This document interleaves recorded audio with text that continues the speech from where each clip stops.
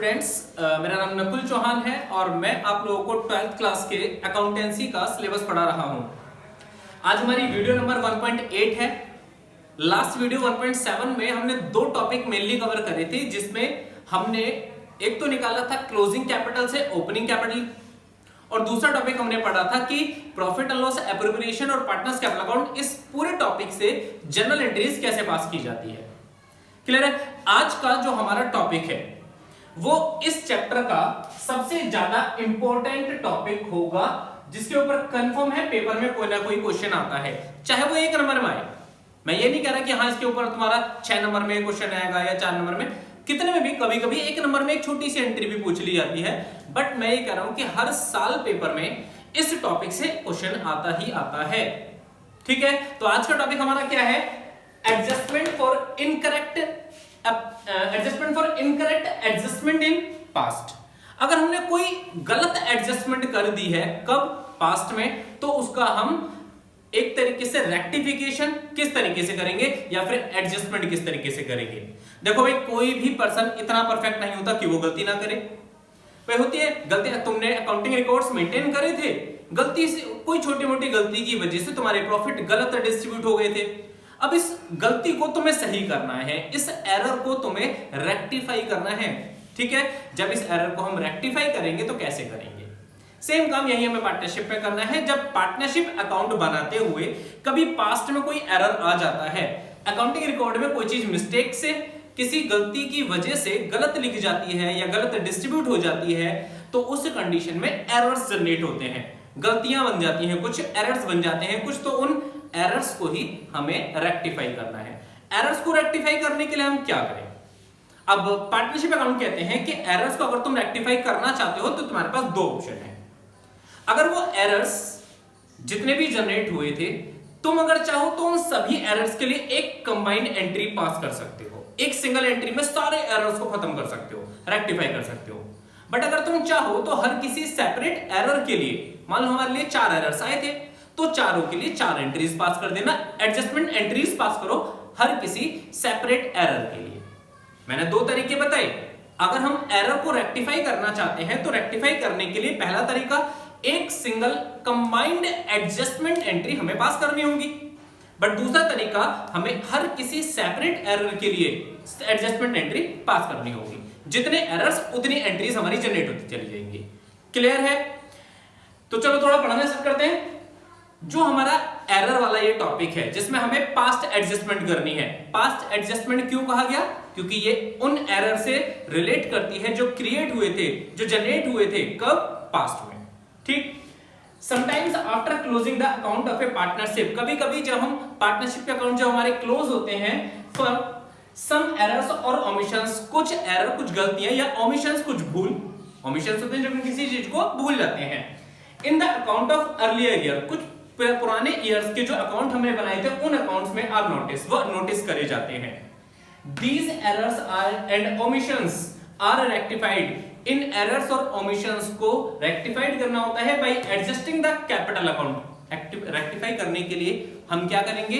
Partners के capital account को adjust करते हैं। ऑफ द अफेक्टेड पार्टनर्स, हाँ जिसके अकाउंट पर इफेक्ट पड़ा उसी के कैपिटल अकाउंट को एडजस्ट करना है। मान लो ABC 3 पार्टनर है, एरर का इफेक्ट सिर्फ A के ऊपर आया, B और C के ऊपर कोई इंपैक्ट नहीं आया था, तो हमें सिर्फ A का कैपिटल अकाउंट एडजस्ट करना होगा, B और C को हम टच भी नहीं करेंगे, ठीक है। बाय पासिंग, अब इनको हम एडजस्ट कैसे करेंगे? 2 तरीके से, by passing and adjustment entry, या तो हम एडजस्टमेंट एंट्री पास करेंगे या फिर एडजस्टमेंट एंट्रीज, एंट्रीज का मतलब एक से ज्यादा एंट्री हम पास करेंगे। अगर मैं इस एडजस्टमेंट एंट्री, इस वाले टॉपिक की बात करूं तो एक्चुअल में ये वाला टॉपिक जो है, इसके अंदर हमें क्या करना होगा? एक सिंगल एडजस्टमेंट एंट्री पास करनी होगी, क्लियर है। जब भी हम फर्स्ट वाले की बात करेंगे तो फर्स्ट का मतलब एक सिंगल एडजस्टमेंट से है, एक सिंगल एडजस्टमेंट एंट्री से है। बट अगर सेकंड वाले की मैं बात करूं, एडजस्टमेंट एंट्रीज, ये कहता है कि जितने एरर्स आए हैं हर किसी के लिए तुम सेपरेट एंट्री पास करो, ठीक है। पेपर के पॉइंट ऑफ व्यू से फर्स्ट वाला टॉपिक सिर्फ यही इंपॉर्टेंट होता है। सेकंड टॉपिक मैं ये नहीं कह रहा कि नहीं आ सकता, आ सकता है, बट आज तक जब भी पेपर में क्वेश्चन पूछा जाता है तो एडजस्टमेंट के लिए एक सिंगल एडजस्टमेंट एंट्री वाले ही क्वेश्चन बनते हैं, क्लियर है? एरर्स क्यों जनरेट होते हैं, ऐसे क्या रीजन थी जिसकी वजह से वो एरर्स आए? तो ऐसे ही मैंने कुछ यहाँ पर जनरेशन, कुछ एरर्स के जनरेट होने के रीजन लिखे हैं। पास्ट एरर्स के एग्जांपल क्या है? सबसे पहला omission of interest on capital. एक पार्टनर को उसकी कैपिटल पे इंटरेस्ट देना था, तुमने इंटरेस्ट ही नहीं दिया, और अगर इंटरेस्ट नहीं दिया तो प्रॉफिट का एप्रोप्रिएशन गलत डिस्ट्रीब्यूट हो गया। फॉर एग्जांपल हमारे पास प्रॉफिट 10,000 था, 2,000 रुपए का इंटरेस्ट देना था तो फर्म का प्रॉफिट 8,000 ही तो बचता, बट जब तुमने इंटरेस्ट ही 2,000 रुपए दिया ही नहीं तो तुमने 8,000 की जगह पूरा 10,000 पार्टनर्स में डिस्ट्रीब्यूट कर दिया, डिस्ट्रीब्यूशन गलत हो गया, एरर जनरेट हो गया। इसका मतलब एरर होने का रीजन क्या है? Omission of interest on capital. Interest on capital को भूलना था, लिखा ही नहीं तुमने। दूसरा, omission of interest on drawings. Partner से ड्राइंग पर इंटरेस्ट लेना था, ड्राइंग पर तुमने इंटरेस्ट ही लिखना भूल गए, और अगर इंटरेस्ट लिखना भूल गए तो इंटरेस्ट ऑन ड्राइंग का भी क्या हो गया? ओमिशन। क्लियर? थर्ड आता है omission of partners salary. Partners को सैलरी तुमने अलाउ करी थी बट तुम उसे अकाउंटिंग रिकॉर्ड्स में लिखना भूल गए, और जब अकाउंटिंग रिकॉर्ड्स में ही तुमने नहीं लिखा तो डिस्ट्रीब्यूशन गलत हो जाएगा। डिस्ट्रीब्यूशन गलत हुआ इसका मतलब एरर जनरेट हो जाएगा। Fourth, omission of partners commission. Partner को कमीशन दिया था, अलाउ किया था, अब वो पार्टनर का कमीशन जो तुमने अलाउ किया उसको तुम अकाउंटिंग रिकॉर्ड्स में इसको भी लिखना भूल गए। जब पता लगा तुमने कमीशन नहीं लिखा तो प्रॉफिट में से तो वो माइनस ही नहीं हुआ, प्रॉफिट का डिस्ट्रीब्यूशन फिर से गलत हो जाएगा, एरर जनरेट हो गया। Wrongly allowed interest on capital, ये भी रीजन है। हमें पार्टनर की कैपिटल पर 5% इंटरेस्ट लगाना था, गलती से हमने 5% की जगह उसे इंटरेस्ट कितना दिखा दिया? 6%। लो जी, 1% हमने ज्यादा दे दिया। 1% जैसे ही हमने ज्यादा दिया तो प्रॉफिट हमारा एक्स्ट्रा डिस्ट्रीब्यूट हो गया, किसमें? इंटरेस्ट ऑन कैपिटल की फॉर्म में। प्रॉफिट हमारा फर्म का घट जाएगा, गलती हो जाएगी, एरर जनरेट हो जाएगा। इसका मतलब यहां पर भी एक एरर का ये रीजन बना। Wrongly charge interest on capital. Business के अंदर wrongly charge interest on drawing. Business के अंदर ड्राइंग पर जो इंटरेस्ट चार्ज किया गया वो 10% था, तुमने गलती से 8% दिखा दिया। लो जी, यहां पर तो 2% कम हो गया, और अगर 2% कम हुआ तो इसका मतलब फर्म का जो प्रॉफिट है उस पर इंपैक्ट पड़ गया, फिर से एरर जनरेट हो गया। ये सारे रीजन है जिनकी वजह से एरर जनरेट होते हैं, और जब इनकी वजह से एरर जनरेट हुए ना तो इनकी वजह से हमें क्या करना पड़ा? इन एरर्स को रेक्टिफाई करना पड़ा, और इन्हीं एरर्स को रेक्टिफाई करने के लिए हमने एक तरीका ढूंढा कि हम एक कंप्लीट परफॉर्मा बनाएंगे, कंप्लीट स्टेटमेंट बनाएंगे, और यही परफॉर्मा कहलाएगा एडजस्टमेंट टेबल। हम एक कंप्लीट टेबल बनाएंगे जिसके अंदर हम ये पता कर लेंगे कि एरर जो जनरेट हुआ है उसका नेट इफेक्ट कितना आ रहा है। ठीक है, सबसे पहली चीज एक चीज सोचो, हमें पता है कि हम लोगों ने जो इंटरेस्ट गलती से अलाउ नहीं करा, या फिर हमने इंटरेस्ट चार्ज नहीं करा, ओमिशंस हुए थे, सैलरी कमीशन कमीशन हो गया था, इनकी वजह से प्रॉफिट गलत डिस्ट्रीब्यूट हुआ था। जब हमने प्रॉफिट डिस्ट्रीब्यूट करा, बेशक गलत डिस्ट्रीब्यूट हुआ, जब हमने प्रॉफिट डिस्ट्रीब्यूट करा तो डिस्ट्रीब्यूट करने से पार्टनर्स का कैपिटल अकाउंट क्रेडिट से बढ़ा होगा, और जब प्रॉफिट डिस्ट्रीब्यूट करा तो एप्रोप्रिएशन डेबिट हो गया होगा, क्योंकि एप्रोप्रिएशन से प्रॉफिट घट गया होगा। अब हमें क्या करना है? सबसे पहले इस प्रॉफिट को सही करो, जो गलत डिस्ट्रीब्यूट हुआ उसको रिवर्स कर दो। सबसे पहले जो प्रॉफिट रॉन्गली डिस्ट्रीब्यूट हुआ था उसमें एप्रोप्रिएशन में फिर से लेकर आओ, फर्म में वापस लेकर आओ उस प्रॉफिट को। जब फर्म में प्रॉफिट आएगा एप्रोप्रिएशन बढ़ेगा, एप्रोप्रिएशन में क्रेडिट कर देना, और पार्टनर्स के कैपिटल अकाउंट में क्योंकि वो गलत ट्रांसफर हुआ था तो उसको फिर से डेबिट कर देना। पार्टनर्स की कैपिटल से हम फिर से इस प्रॉफिट को रिकवर कर लेंगे, पार्टनर्स की कैपिटल फिर से घटा दी जाएगी। ठीक है, एप्रोप्रिएशन क्रेडिट हो जाएगा, और जो हमारा पार्टनर्स के कैपिटल अकाउंट थे वो सारे डेबिट हो जाएंगे। तो सबसे पहले एडजस्टमेंट टेबल का ये परफॉर्मा देखो हमने कैसे बनाया है। परफॉर्मे में पहला कॉलम हमें बनाना होता है पर्टिकुलर्स, इसमें हम उसके बारे में ब्यौरा देंगे कि हम क्या एंट्री लिख रहे हैं। पर्टिकुलर्स के बाद हमें एक कॉलम बनाना है जो है फर्म। अब ये क्या है एक्चुअल में, हम क्या कर रहे थे? पहले हमने प्रॉफिट एंड लॉस एप्रोप्रिएशन बनाया, पार्टनर्स के कैपिटल अकाउंट बनाए, अब हमने इन दोनों का कॉम्बिनेशन बनाया। हम इनको एक ही सिंगल फॉर्मेट के अंदर बना रहे हैं, हम इनके सेपरेट फॉर्मेट नहीं बना रहे। ठीक है, सिंगल इस पूरे फॉर्मेट के अंदर पहला जो कॉलम हमने फर्म का बनाया है, एक्चुअल में ये फर्म वाला जो कॉलम होगा, ये फर्म वाला कॉलम की जगह तुम प्रॉफिट एंड लॉस एप्रोप्रिएशन भी लिख सकते हो, दोनों चलते हैं। तुम चाहे फर्म लिखो तो भी सही है, प्रॉफिट एंड लॉस एप्रोप्रिएशन लिखो तो भी सही है। ठीक है, मैंने सिर्फ वर्ड ज्यादा लिखने पड़ेंगे इस वजह से फर्म लिख दिया। ये हमारा एक तरीके का, ये जो हमने डेबिट और क्रेडिट लिखा है, इतना पोर्शन ये हमारा किसको रिप्रेजेंट करेगा? Profit and loss appropriation account को। क्लियर है? नेक्स्ट इसके बाद हमें उतने कॉलम्स बनाने हैं जितने फर्म में पार्टनर होंगे। अगर मेरी फर्म के अंदर 2 पार्टनर हैं, एक कॉलम ए का बनेगा, एक कॉलम बी का बनेगा, सी नहीं बनाना फिर जितने पार्टनर। अगर 3 पार्टनर हैं तो ए बी सी, 4 पार्टनर हैं ए बी सी डी, आगे बढ़ाते रहो। ये कंटिन्यू रहेगा तब तक जब तक जितने फर्म के अंदर पार्टनर रहेंगे। ठीक है, 2 या 3 मैक्सिमम ही क्वेश्चंस में दिए जाते हैं। हर पार्टनर के अकाउंट एक्चुअल में ये पार्टनर्स के कैपिटल अकाउंट को रिप्रेजेंट करेगा। ये है ए का कैपिटल अकाउंट, ये है बी का कैपिटल अकाउंट और ये है सी का कैपिटल अकाउंट। हमें पता है हर अकाउंट में 2 साइड होती हैं, एक डेबिट और एक क्रेडिट। तो मैंने हर किसी एप्रोप्रिएशन में डेबिट क्रेडिट 2 साइड बनाई। ए के कैपिटल अकाउंट में 2 साइड बनाई, बी के कैपिटल अकाउंट में 2 साइड बनाई और सी के कैपिटल अकाउंट में 2 साइड बनाई, डेबिट और क्रेडिट। ठीक है, तो ये हमारा एक कंप्लीट परफॉर्मा है। इस कंप्लीट परफॉर्मे में सबसे पहले हम जो लिखते हैं क्या, प्रॉफिट रॉन्गली डिस्ट्रीब्यूटेड। हमें पता है जब एरर जनरेट हुए थे तो प्रॉफिट हमने गलत डिस्ट्रीब्यूट करा था। उस प्रॉफिट को पहले हमें सही करना होगा। प्रॉफिट को सही कैसे करना है, फर्म के अंदर प्रॉफिट वापस लेकर आओ। तुमने जब फर्म का प्रॉफिट डिस्ट्रीब्यूट कर दिया तो प्रॉफिट और लॉस घट गया था, प्रॉफिट और लॉस एप्रोप्रिएशन घट गया था। अब प्रॉफिट और लॉस एप्रोप्रिएशन में जब तुम वापस लेकर आओगे तो एप्रोप्रिएशन में प्रॉफिट आया, फर्म का प्रॉफिट बढ़ा, प्रॉफिट बढ़ता है क्रेडिट से। तो सबसे पहली एंट्री पास होगी प्रॉफिट रॉन्गली डिस्ट्रीब्यूटेड। जब प्रॉफिट गलत डिस्ट्रीब्यूट हुआ इसको फर्म में लाने के लिए, इसकी रिवर्स एंट्री पास करने के लिए, रॉन्गली डिस्ट्रीब्यूटेड में सबसे पहले हमें ये प्रॉफिट को रिवर्स करना होता है। जब प्रॉफिट रिवर्स हुआ तो फर्म के पास प्रॉफिट आ गया, फर्म का प्रॉफिट बढ़ गया तो हमने क्रेडिट में एंट्री पास करी, एप्रोप्रिएशन में, मतलब फर्म के कॉलम में। ठीक है, बट हमें पता है ये प्रॉफिट कहां से आया। जो पार्टनर को गलत डिस्ट्रीब्यूट हुआ था वही वाला प्रॉफिट हमने रिवर्स करा, पार्टनर से वापस ले लिया। जब डिस्ट्रीब्यूट करा होगा तो क्रेडिट करा होगा, अब जब इसी प्रॉफिट को हम वापस लेंगे तो इसको फिर से डेबिट करना पड़ेगा। इसलिए हमने ये पार्टनर्स में डिस्ट्रीब्यूट भी कर दिया। किधर की तरफ, तीनों पार्टनर्स में डेबिट की तरफ। जो गलत डिस्ट्रीब्यूट हुआ था क्रेडिट में उसी को हम डेबिट कर देंगे इन तीनों पार्टनर्स के सेपरेट अकाउंट में। ठीक है, एग्जांपल के लिए 10,000 का प्रॉफिट था, 5,000, 4,000 और 1,000 तीनों को मिलाकर टोटल यहां पर प्रॉफिट आ जाएगा 10,000। ठीक, नेक्स्ट इसके बाद अब हम ये देखना स्टार्ट कर रहे हैं कि हमें हमारे जो एरर्स थे वो क्यों जनरेट हुए। For example interest on capital जो है हमें अलाउ करना था, हमने अलाउ नहीं किया। अगर इंटरेस्ट ऑन कैपिटल अलाउ नहीं करा तो ओमिशन क्रिएट हुआ। हम इंटरेस्ट ऑन कैपिटल को ओमिशन के नाम से लिख देंगे, omission of interest on capital. अब अलाउ कर दो, क्योंकि अब तो हम रेक्टिफाई कर रहे हैं ना। रेक्टिफाई का मतलब अलाउ जो चीज नहीं करेगी उसको अलाउ करो, चार्ज जो चीज नहीं करी चार्ज करो, एरर्स को सही करते रहो। ठीक है, omission of interest on capital, capital पर जो इंटरेस्ट था उसको अलाउ करो।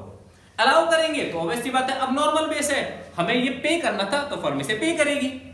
फर्म जब इसे पे करेगी तो फर्म अपने अकाउंट में इसे क्या कर देगी, डेबिट। और जब फर्म अपने अकाउंट में डेबिट करेगी, क्योंकि फर्म का खर्चा है, ये किसे मिला, पार्टनर्स को। पार्टनर्स की कैपिटल क्या होगी, बढ़ेगी, तो पार्टनर्स के कैपिटल अकाउंट में इसको क्या कर दिया जाएगा, क्रेडिट। तो यहां पर फर्म ने इसे डेबिट करा और इनके सेपरेट अकाउंट में इसको क्या कर दिया गया, क्रेडिट। क्लियर है? सेम ऐसे ही omission of interest on drawings. Firm को पार्टनर ने जो ड्राइंग करी थी ना उस पर इंटरेस्ट लेना था। फर्म को इंटरेस्ट मिलेगा तो फर्म की इनकम है, इनकम है तो फर्म के क्रेडिट में लिख दिया। अब तो नॉर्मल टर्म्स वही हैं जो प्रॉफिट एंड लॉस में हमने लिखे थे, sorry profit and loss appropriation में हमने यूज करे थे। जब फर्म के पास ये पैसा आया इंटरेस्ट ऑन ड्राइंग का, क्योंकि फर्म ने अब ये क्या करा है, चार्ज कर लिया, इंटरेस्ट आया, तो इंटरेस्ट कहां से आया, पार्टनर्स के कैपिटल अकाउंट से, क्योंकि पार्टनर्स की कैपिटल घटेगी। अब पार्टनर्स की कैपिटल घटा दो। फर्म को जो पैसा मिला हमने फर्म के अकाउंट में तो क्रेडिट कर दिया, बट क्योंकि ये पार्टनर से आया है तो पार्टनर के कैपिटल अकाउंट को हम डेबिट कर देंगे। तो जो इंटरेस्ट हर किसी पार्टनर का था, मान लो ए की ड्राइंग सी, उस पर इंटरेस्ट यहां पर, बी की ड्राइंग्स पर, सी की ड्राइंग्स पर, टोटल इंटरेस्ट इस कॉलम में आ जाएगा। ठीक, पार्टनर सैलरी या फिर पार्टनर कमीशन का अगर कोई ओमिशन है तो वो भी ऐसे ही ट्रीट करा जाएगा। फर्म पार्टनर की सैलरी या पार्टनर के कमीशन को अलाउ करती है, और जब ये अलाउ किया जाएगा तो फर्म की तरफ से प्रॉफिट घटेगा, तो फर्म के लिए खर्चा हुआ, फर्म के लिए एक्सपेंस बना, फर्म का एक्सपेंस फर्म के अकाउंट में डेबिट में आएगा। फर्म अपने अकाउंट में ओमिशन ऑफ पार्टनर सैलरी या कमीशन के नाम से लिखेगी क्या, यहां पर जितना भी अमाउंट होगा। मान लो ए की सैलरी थी तो ए की सैलरी को, ए को सैलरी देनी थी, ए की कैपिटल बढ़ेगी तो ए की कैपिटल के क्रेडिट में आ जाएगा। मान लो सैलरी तीनों की थी तो तीनों के, जिस पार्टनर की का अमाउंट दे रखा है उसी पार्टनर के कॉलम में हमें लिखना है और टोटल अमाउंट हमें फर्म के कॉलम में लिख देना है। जब हम ये कंप्लीट अकाउंट बना लेंगे तो कंप्लीट हमारा स्टेटमेंट बनने के बाद अब कोई भी एंट्री दी हो तो हम इसी तरीके से इसे रेक्टिफाई करेंगे। जब ये कंप्लीट बन जाएगा तो कंप्लीट के बाद अभी भी हमने एडजस्टमेंट एंट्री पास नहीं करी क्योंकि हम क्या निकाल लें, नेट इफेक्ट कितना होगा। जब ये कंप्लीट अमाउंट बन जाएगा, कंप्लीट स्टेटमेंट बन जाएगा तो इस कंप्लीट स्टेटमेंट को बनाने के बाद सबसे पहला काम तुम्हें क्या करना है, देखो मैं जो लाइनिंग खींच रहा हूं इसका थोड़ा ध्यान देना। यहां से लेकर यहां तक ये जो अकाउंट है, ये जो दो लाइनिंग्स यहां तक आ रही है, ये account profit and loss appropriation है। हमने पहले पढ़ा था एप्रोप्रिएशन से प्रॉफिट ट्रांसफर करते हैं पार्टनर्स के कैपिटल अकाउंट में, तो पहले एप्रोप्रिएशन तो टोटल कर लो, हम एप्रोप्रिएशन अकाउंट को बैलेंस करेंगे। क्रेडिट में से डेबिट माइनस करेंगे या फिर डेबिट में से क्रेडिट, डिपेंड करता है कौन सी साइड ज्यादा आ रही है। जब हम इस अकाउंट को बैलेंस करेंगे तो बैलेंस करने पर या तो आएगा बैलेंस डेबिट में या फिर आएगा बैलेंस क्रेडिट में। अगर बैलेंस आया डेबिट में तो वो क्या आएगा, डिविजिबल प्रॉफिट, एक ऐसा प्रॉफिट जो पार्टनर्स में डिस्ट्रीब्यूट होना है, डिवाइड होना है। बट अगर ये बैलेंस आया क्रेडिट में तो क्या होगा, डिविजिबल लॉस। इसका मतलब फर्म का एरर जो था ना उसका सिंगल इफेक्ट बाद में जो आने वाला है वो लॉस को डिस्ट्रीब्यूट करने के बाद आएगा। यहां पर हमें लॉस को डिस्ट्रीब्यूट कर देना है। अगर ये प्रॉफिट आया तो कैपिटल अकाउंट के क्रेडिट में हो जाएगा, रीजन क्योंकि प्रॉफिट से कैपिटल बढ़ती है। इस प्रॉफिट को सभी पार्टनर्स के कैपिटल अकाउंट में डिस्ट्रीब्यूट कर देंगे क्रेडिट साइड में, ठीक है। ये क्रेडिट साइड में ये प्रॉफिट डिस्ट्रीब्यूट हुआ। बट अगर ये लॉस आया तो लॉस को हम क्या करेंगे, पार्टनर्स के कैपिटल अकाउंट में डेबिट कर देंगे, ये इसके पार्टनर्स के कैपिटल अकाउंट में डेबिट में डिस्ट्रीब्यूट हो जाएगा। अभी डिस्ट्रीब्यूट कैसे करना है वो इनके रेशियोज होते हैं। मान लो तीनों में इक्वल बांटना था, 10,000 रुपए 9,000 रुपए प्रॉफिट हुआ था तो 3,000 रुपए तीनों में डिस्ट्रीब्यूट कर दो। रेशियो अगर क्वेश्चन दे रहा है तो क्वेश्चन के रेशियो के हिसाब से डिस्ट्रीब्यूट करेंगे, क्लियर। अब जब हमारा एप्रोप्रिएशन खत्म हो जाएगा, अब आती है बात इन पार्टनर्स के कैपिटल अकाउंट में। इस कैपिटल अकाउंट में मैंने यहां पर लिखा है सब में तुम्हें क्या करना है, टोटल, बैलेंस नहीं करना, मेरी बात ध्यान से समझना, हर किसी कॉलम में टोटल करना है। फॉर एग्जांपल हमने यहां पर टोटल करा, इसका पूरा टोटल आया था 10,000, हमने लिख दिया यहां पर 10,000। ऐसे ही हमने क्रेडिट का टोटल करा, यहां पर आया 15,000 तो यहां पर 15,000 लिख देना, सिर्फ टोटल लिखो, कुछ नहीं करना। हाँ यहां पर 10,000 यहां पर 15,000, टोटल करके लिखा। टोटल करने के बाद इन दोनों में अब तुम्हें एक दूसरे को कंपेयर करना होगा। कंपैरिजन क्या शो करती है, यहां पर हमारा 10,000 था, यहां पर 15,000 था।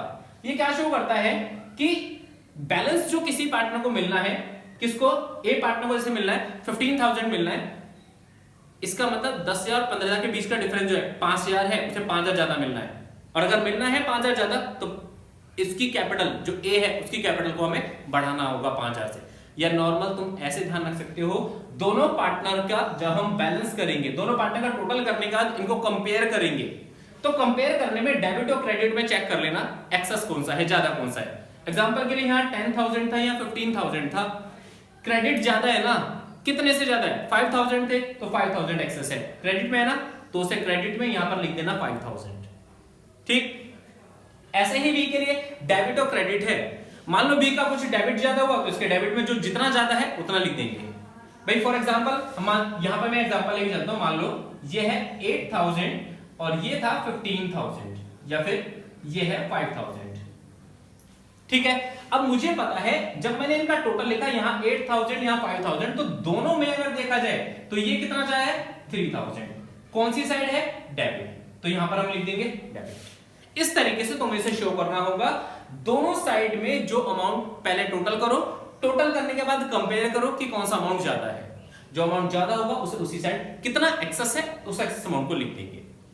सेम ऐसे ही तुम्हें सी के कॉलम के लिए करना है। और जब हम तीनों कॉलम को टोटल कर देंगे, टोटल करने के बाद आपस में कंपेयर कर देंगे तो 3 इंपैक्ट हमारे पास आएंगे।